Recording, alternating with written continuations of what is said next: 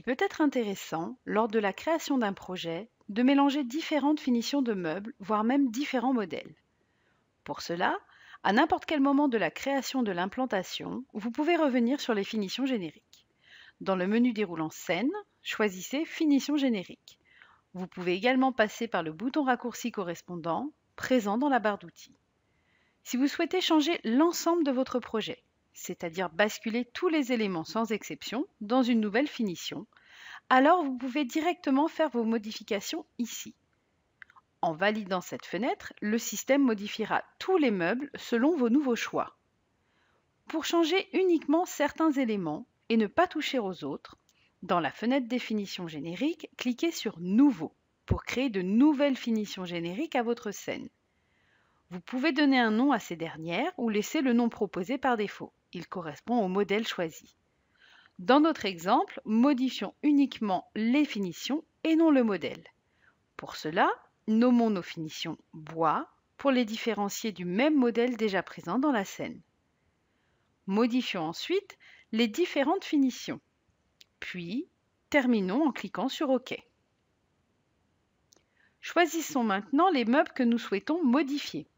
Puis, avec un clic droit, choisir Finition. Allons chercher les finitions que nous venons de créer. Attention à bien aller les choisir en bas de cette fenêtre dans Générique de la scène.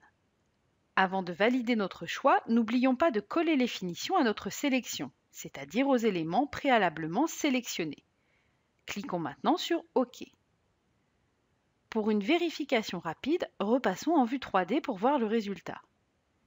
Il est important de suivre ce cheminement pour mélanger différents modèles ou différentes finitions dans une même scène. En effet, vous serez peut-être tenté par le fait de changer directement les finitions d'un ou plusieurs meubles, simplement à l'aide du clic droit puis Finition.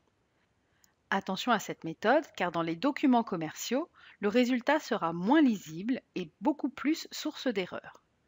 Voici un devis édité avec deux finitions différentes. Nous avons utilisé la méthode donnée au départ. Vous constaterez qu'il y a bien deux blocs distincts de finition. Voici un devis édité avec également deux finitions différentes. Nous avons utilisé la méthode consistant à modifier les finitions sans repasser par les finitions génériques. Vous constaterez qu'il n'y a qu'un seul bloc de meubles, les finitions génériques reprises étant celles indiquées au départ.